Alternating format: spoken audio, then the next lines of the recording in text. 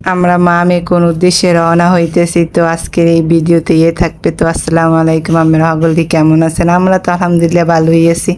তো এই দেখতেছেন আমার মেয়ে তার খালার কোলে বসে রয়েছে, তার খালায় তার ঘুম থেকে উঠেছে দেখে খুন খুন করতেছে। তো খালায় তো যাইব না, এই জন্য ওরে উঠেইছে।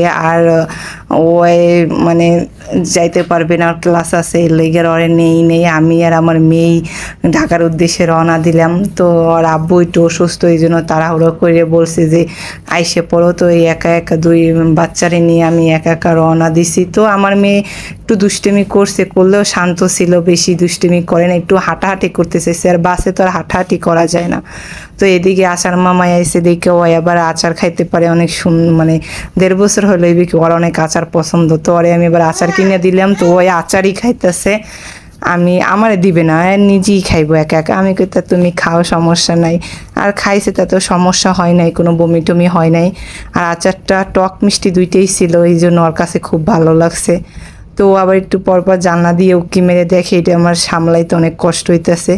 তো আমিও আবার কি সবসময় আমি ছোটোকাল থেকেই জানলার পাশে বইতে ভালো লাগে, আর জানলার যে দৃশ্য ওইগুলো দেখতে খুবই ভালো লাগে। তো এই জায়গার রোডটা অনেক সুন্দর ছিল, হয়তো বা ক্যামেরায় ভালো আসে না, কারণ ওই ফোনটা দিয়ে আমি ক্যামেরা বন্দি করছি ভিডিওটা, ওই ফোনটা ভালো না, ক্যামেরারই ভালো আসে না, ধোয়া আসে। তো এদিকে আবার কলা নিয়েছি, একটু কলা, একটু আঙ্গুর, মানে টুকটাক ফল নিয়েছি। কোনো কোনো খাবার নিই নেই, ওর জন্য খিচুড়ি মিচুড়ি কিছুই নিই নেই, যদি বমি টমি করে এই জন্য ওর জন্য আমি কিছুই নিই নেই, ফল নিয়েছি শুধু, যে ওইটাই একটু খাইবো। আর অনেক ঘন্টার পর তো বরিশাল থেকে ঢাকা আসতে অনেক টাইম লাগে, আর যার তো টাইম লাগুক, পদ্মা ব্রিজ হয়েছে দেখে দিনে আসা যায়, এই জন্য এই একটা সুবিধা। একা একা আসতে গেলে বাসে আসলে দিনে আসা যায়, আর লঞ্চে আসলে রাত্রে থাকা একটা মানে অনেক প্রবলেম হয়ে যায়।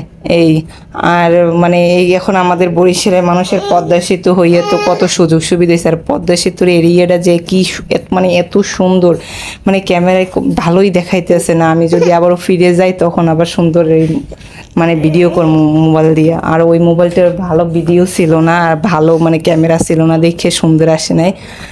আর বরিশালের মানুষের পদ্মার ব্রিজটা একটা স্বপ্ন পূর্ণ হয়েছে, এইটাই অনেক কি। আর আমি এই 2বার পদ্মা ব্রিজে উঠছি, আর একবার গেছিলাম বাড়ি, তখন লঞ্চে গেছি। তো আর এই 2বার পদ্মায় 3বার আসা যাওয়া হয়েছে এখন পর্যন্ত।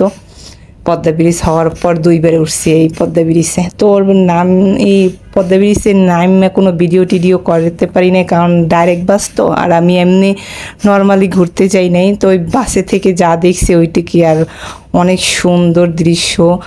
আর এই বরিশাল যাওয়ার পথে একটা ভাঙ্গা রোড আছে, ওইটার দৃশ্য তো অনেক সুন্দর। তো ভিডিও আর ক্যাপচার করতে পারি নাই, বাস তো দ্রুত চলে যায় এই আর কি। তো এই